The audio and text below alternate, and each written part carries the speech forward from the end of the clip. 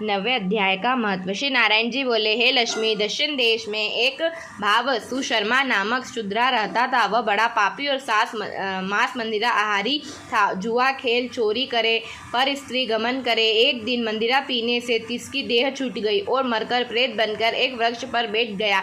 एक ब्राह्मण भी उसी नगर में रहता था। दिन को भिक्षा मांगकर स्त्री को ला देवे। स्त्री उसकी बड़ी कलहनी थी। समय पाकर उन दोनों ने प्राण त्यागे और वह दोनों मरकर प्रेत हुए और वह भी उसी वृक्ष के नीचे आकर रहे जहाँ प्रेत रहता था। वहाँ रहते रहते कुछ काल व्यतीत हुआ।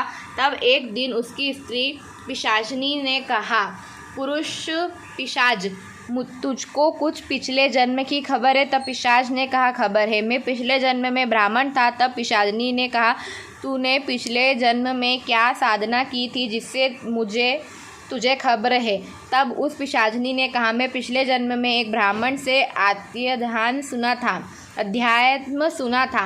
तब फिर पिशाचिनी ने कहा, तूने और कौन सी साधना की थी तथा वह ब्राह्मण कौन था और वहाँ अध्यात्मक कर्म कौन सा है जिसे सुनने से मुझे पिछले जन्म की खबर है? पिशाच ने कहा, मैंने और कुछ पुण्य नहीं किया, केवल गीता जी का श्लोक श्रवण किया है। उसको प्रयोजन यह है कि एक समय अर्जुन ने श्री कृष्ण से 3 बातें पूछी थी जो गीता जी के 9वें अध्याय में लिखी है।